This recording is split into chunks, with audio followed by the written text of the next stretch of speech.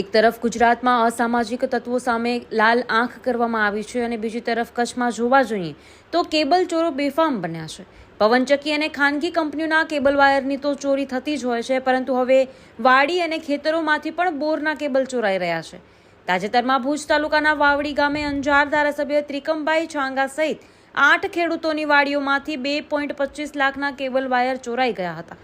કચ્છમાં જાણે ધારાસભ્યોની વાડી પણ સલામત નથી, ત્યારે સામાન્ય ખેડૂતોની વાડીઓમાં કેવી હાલત થશે તેની કલ્પના કરી શકાય। એ વચ્ચે જ ભુજ તાલુકાના આહિરપટ્ટી વિસ્તારમાં કેબલ ચોરાતા શખ્સને રંગે હાથ ઝડપી લેવામાં આવ્યો હોવાનો વિડીયો વાયરલ થઈ રહ્યો છે, જેમાં તે કબૂલાત આપી રહ્યો છે કે તે અને તેના પિતા અવારનવાર અલગ અલગ વાડીઓમાંથી ચોરી કરે છે। ત્યારે કચ્છમાં કાયદો વ્યવસ્થાની હાલત કેવી હશે તેની કલ્પના કરી શકાય। શું કરવા આવ્યા હતા તમે? ચોરી કરો। 3 જણા હતા કે એક હતા? મને તો મૂકીને ભાગી ગયા। હા, પણ હતા કેટલા જણા તમે?